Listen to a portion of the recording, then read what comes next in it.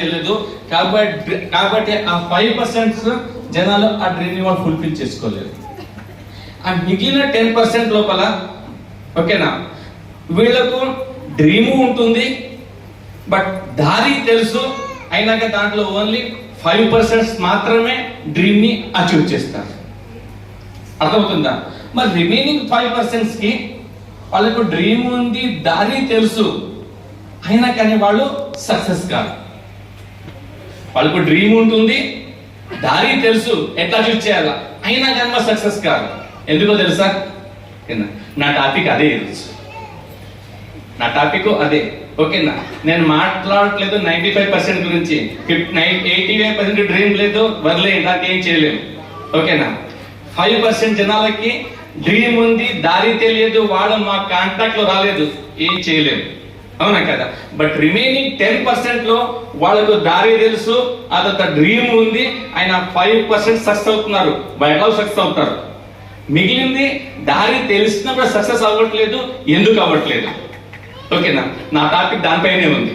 ఓకేనా, వెస్టీజ్ లో వచ్చిన తర్వాత కూడా జనాలు సక్సెస్ ఎందుకు కాదు, ఆ మైండ్ సెట్ ఏంటి, ఏం ఆపుతుంది వాళ్ళు సక్సెస్ కాకపోవడానికి, జనాలు ఎందుకు ఫెయిల్ అవుతున్నారు, ఈ విషయం పైన మాట్లాడదాం మనం. అట్లీస్ట్ కొంతమందికి ఉపయోగపడ్డ ఆ రిమైనింగ్ 5% నుంచి సక్సెస్ఫుల్ 5% లో మారాలని ఎంతమంది కోరుకుంటున్నారు? ఈ సెషన్ మీకోసమే చాలా ఇంపార్టెంట్ కాబట్టి దీన్ని జాగ్రత్తగా వినండి, అర్థం చేసుకోండి. ఒక మనిషి చనిపోతాడు, చనిపోయిన తర్వాత పైన తీసుకెళ్తారు యమధర్మరాజు దగ్గర. చిత్రోత్తులు అన్ని లెక్కలు చూస్తాడు. లక్కీ ఏంటంటే ఆ పర్సన్ కి 2 ఈక్వల్ అయిపోతాయి, పాపాలు పుణ్యాలు 2 50-50. అవునా కదా? ఇప్పుడు అక్కడ కన్ఫ్యూజన్, నరకం పంపేయాలా స్వర్గం పంపేయాలా అర్థం కాదు. కొంచెం టైం తీసుకుంటారు. అప్పుడు అంటారు కొత్త దేవుడు పెంచి ఇంకొక రౌండ్ వేసుకోరండి స్వర్గం లోపల, వాళ్ళు కూడా డిసైడ్ చేద్దామని. ఓకేనా, ఆయన తీసుకెళ్తూ ఉంటారు. చూస్తే గుట్టలు గుట్టలు అక్కడ అన్ని చాలా పెద్ద పెద్ద గిఫ్ట్లు ప్యాక్ చేసి ఉన్నాయి. అక్కడ పెద్ద పెద్ద గిఫ్ట్లు ప్యాక్ చేసి ఉన్నాయి. ఆ ప్యాక్ చేసినప్పుడు చూసినప్పుడు ఈయన అడుగుతాడు, ఏ స్వామి ఇంత పెద్ద పెద్ద గిఫ్ట్లు ఉన్నాయి, మంచి మంచి ప్యాక్ చేసి పెట్టారు అంటారు. మరి ఇది ఏంటిది అంటే ఏమంటారు, జనాలు భూమి పైన వాళ్ళు డ్రీమ్ చేస్తారు, నన్ను కోరుకుంటారు దేవునికి, నా డ్రీమ్ సక్సెస్ కావాలని మొక్కులు మొక్కుతారు. అవును, అక్కడ నా పైన ఎన్నో ఆశలు పెట్టుకుంటారు, ప్రే చేస్తారు. వాళ్ళు మనస్ఫూర్తిగా ప్రే చేయగానే వాళ్ళ కోసం మేము గిఫ్ట్ రెడీ పెడతాం, అంటే వాళ్ళ కోరికని పంపేయడానికి. కానీ ప్రాబ్లం ఏంటంటే ఆ డ్రీమ్ దాని కొంచెం ప్రైస్ పే చేయాల్సి ఉంటుంది. ఓకేనా, అక్కడ దాకా వాళ్ళు పనిచేయాల్సి ఉంటుంది. బట్ బ్యాడ్ లక్ ఏంటంటే చాలా మంది ఆ డ్రీమ్ ఫుల్ఫిల్ అయ్యేందుకు వెయిట్ చేయరు, మధ్యలోనే వదిలేస్తారు. ఆ డ్రీమ్ చేసినాక, నాకు కోరుకున్నాక దానిపైన స్టిక్ అవ్వలేకపోవడం వల్ల మళ్ళీ గంటకు డ్రీమ్ మార్చడము, గంటకు ఇంకోటి చేయడము, అలా దానివల్ల ఇవన్నీ మిగిలిపోయిన డ్రీమ్స్, ఇవన్నీ కూడా అక్కడ మిగిలిపోయిన డ్రీమ్స్ ప్యాక్ అయి ఉన్నాయి. అర్థమవుతుందా? అంటే వాళ్ళ కోసం రెడీ ఉంది, బట్ వాళ్ళ సరైన ప్రైస్ పే చేయలేకపోవచ్చు, లేక సరైన టైం వరకు వెయిట్ చేయకపోవడం వల్ల అట్లానే మిగిలిపోయినాయి. వాళ్ళే ఆ 5% వాళ్ళు. ఇక్కడ నేను మనస్ఫూర్తి కోరేది ఏంటంటే మీరు ఆ 5% లో వద్దు. మీ ఎప్పుడైతే మీరు వెస్టీజ్ లో సైన్ చేశారో, ఎప్పుడైతే ప్లాన్ చూశారో, ఎప్పుడైతే డిసైడ్ చేశారో ఈ బిజినెస్ నా డ్రీమ్స్ అని ఫుల్ఫిల్ అవుతాని, దేవుడు రెడీ ఉన్నాడు మీ డ్రీమ్స్ అని ఫుల్ఫిల్ చేయడానికి. బట్ అప్పటిదాకా కొంచెం వెయిట్ చేయాలా, అప్పటిదాకా కొంచెం పని చేయాలా. ఈ ప్రపంచంలో డేంజరస్ విషయం ఏంటంటే, ఓకేనా, ఆ సక్సెస్ కు రాకన్నా కొంచెం ముందు బిజినెస్ ను వదిలేస్తారు చాలా మంది. ఫస్ట్ బిజినెస్ ను పక్కన పెడతారు, వాళ్ళు లైఫ్ లోపల డిఫాల్టర్ గా ఓకేనా మిగిలిపోతారు, ఆ డ్రీమ్ ఫుల్ఫిల్ చేయకుండా. ఓకేనా, దాని నుంచి బయటకు వద్దామా? తప్పకుండా. ఇప్పుడు చరణ్ సార్ చెప్పారు, చాలా విషయాలు చెప్పారు. బిజినెస్ స్టార్ట్ చేసిన తర్వాత మనం ఎలా సక్సెస్ కావచ్చు, ఎలా ముందుకు వెళ్ళవచ్చు అని. ఇప్పుడు మీ అందరికి తెలిసింది. మరి తెలిసిన తర్వాత కూడా మరి ఆ స్టెప్స్ కావచ్చు, ఆ విన్నింగ్ టీమ్ యొక్క సీక్రెట్స్ కావచ్చు, సక్సెస్ ఫార్ములాస్ కావచ్చు, మనం సక్సెస్ఫుల్ గా ఇంప్లిమెంట్ చేయాలి కదా. మీకు ఇప్పుడు తెలియదు ఏమీ లేదు, చరణ్ సార్ మొత్తం చెప్పేశారు. ఆయన చెప్పిన సెషన్ ఇంకోసారి మీరు వింటే, ఆ జస్ట్ ఫాలో అవుతే మీకు ఈ భూప్రపంచంలో ఎవరు ఆపలేరు సక్సెస్ కాకుండా.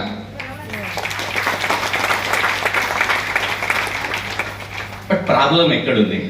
మళ్ళీ నెక్స్ట్ ఇయర్ మళ్ళీ ఇంకో సెషన్ పెడతాము, మళ్ళీ అదే ప్రాబ్లమ్స్, అదే ఇష్యూస్, మళ్ళీ ఇదే సీట్ మీద కూర్చొని మళ్ళీ గోక్కుంటూ ఉంటాం. సక్సెస్ కావాలని ఉంది, సక్సెస్ రావట్లేదు అని. అవునా కదా? ఒక్కొక్క స్టెప్ చూద్దాం మనం. ఓకేనా? सलीम जी थोड़ा मुझे टाइम बता दो, 10 मिनट पहले बता दो. कौन टाइम कौन बता रहे? ओके ठीक है. ఎందుకంటే మళ్ళీ లేంది కావద్దు. చూడండి ఏంటంటే బిజినెస్ చూసిన తర్వాత అతి ఉత్సాహంతో, ఎక్సైట్మెంట్ తో బిజినెస్ అయితే మొదలు పెడతాం, కానీ అక్కడ కమిట్మెంట్ ఉండదు. స్టార్ట్ విత్ ఎక్సైట్మెంట్ స్టార్ట్ చేస్తాం మనము, కానీ కమిట్మెంట్ ఉండదు. ఎందుకు అంటే ఇప్పుడు ఈరోజు ఫస్ట్ టైం ఎవరు వచ్చారండి మీటింగ్ కి? వెరీ గుడ్, మీ అందరికి గ్రేట్ క్లాప్స్. ఇలాంటి ఒక సిఇఓ మీటింగ్ లోనో, పెద్ద సక్సెస్ సెమినార్ లోనో, లేదా మీ ప్రొఫైల్ బుక్ చూసినప్పుడు అప్పుడు మీకు అనిపిస్తుంది, ఎస్ వీడు సక్సెస్ అయినప్పుడు నేను సక్సెస్ అవుతాను, నేను కూడా చేయగలను. ఓకేనా? ఆ ఉత్సాహంతో బిజినెస్ ని మొదలు పెడతారు. ఓకేనా? మొదలు పెట్టిన తర్వాత ఓన్లీ మొదలు పెట్టినంత మాత్రాన సక్సెస్ రాదు కదా. అడ్మిషన్ తీసుకోవడం ఈజీ ఉంటుంది, కానీ ఎగ్జామ్ పాస్ అవడం కష్టంగా ఉంటుంది. అడ్మిషన్ తీసుకోవడం ఈజీగా ఉంటుంది, ఎగ్జామ్ పాస్ అవడం కష్టంగా ఉంటుంది. ఎగ్జామ్ ఎవరు పాస్ అవుతారు? కంటిన్యూగా అయితే స్టడీ చేసి నేర్చుకొని చదివి ఎగ్జామ్ రాస్తారో వాళ్ళు పాస్ అవుతారు. కమిట్మెంట్ అక్కడ క్లాస్ అటెండ్ చేయాల్సి ఉంటుంది, ఎగ్జామ్స్ రాయాల్సి ఉంటుంది. ఓకేనా? వీళ్ళు ఇదేదో సింపుల్ అనుకుని జాయిన్ అయిపోతారు, కానీ నేర్చుకోరు, ఆ తర్వాత దానిపైన ఇంప్లిమెంట్ చేయరు. పని చేయడం రిజల్ట్ వస్తుందా? రాదు, అసలు కమిట్మెంటే ఉండదు. ఓకేనా?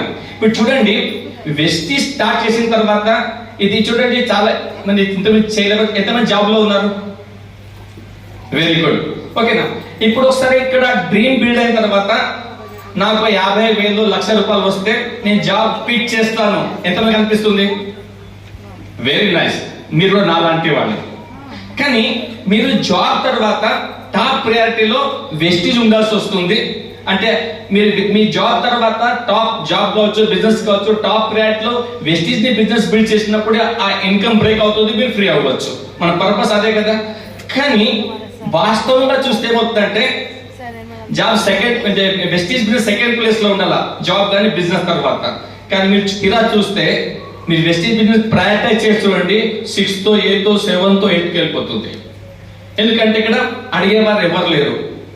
ఓకేనా? ఎవరు ద బాస్? సరే ఈ రోజే కదా, ఈ రోజు ఈ పని చూసుకుందాం, రేపు చేద్దాంలే, రేపు చేద్దాం అనుకుంటాం, ఇంకేదో ప్రాబ్లం వస్తుంది, అదే అయిపోయిందిలే. సముద్రపు తీరా నిలబడి ఎప్పుడైతే అలలు అయిపోయిన తర్వాత స్నానం చేస్తా అంటారో, ఇక్కడ అలాగే ఉంటది. అన్ని ప్రాబ్లమ్స్ కి ప్రతి దానికి టాప్ ప్రయారిటీ బయట పనులు, ఆ తర్వాత వెస్టీజ్. మరి 6th, 7th, 8th ప్రయారిటీలో పెట్టి బిజినెస్ ఎట్లా బిల్డ్ అవుతుంది? ఎక్కడుంది కమిట్మెంట్ మరి? కదా.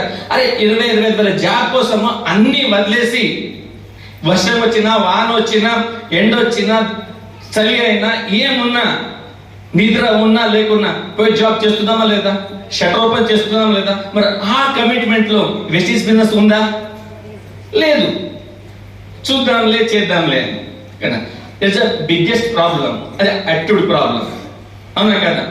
సెకండ్ వచ్చేసి లెర్నింగ్ యాటిట్యూడ్ లేదు. ఒకరి మీటింగ్ వస్తారు, మీటింగ్ చూస్తారు, అదే మీటింగ్ కదా, అదే డెమో కదా, అదే ప్లాన్ కదా, అదే చెప్తారు కదా, మళ్ళీ ఎందుకు రావాలి?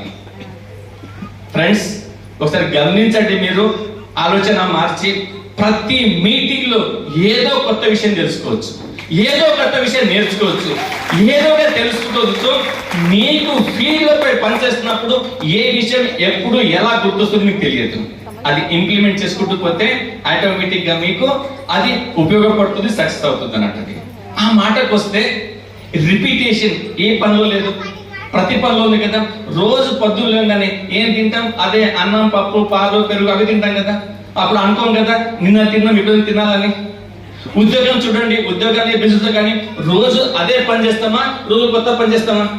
అవే పనులు రిపీట్ అవుతుంటాయి. మరి ఇక్కడ అదే రిపిటేషన్ ఉంది, మరి అక్కడ లేని ప్రాబ్లం ఇక్కడ ఎందుకు?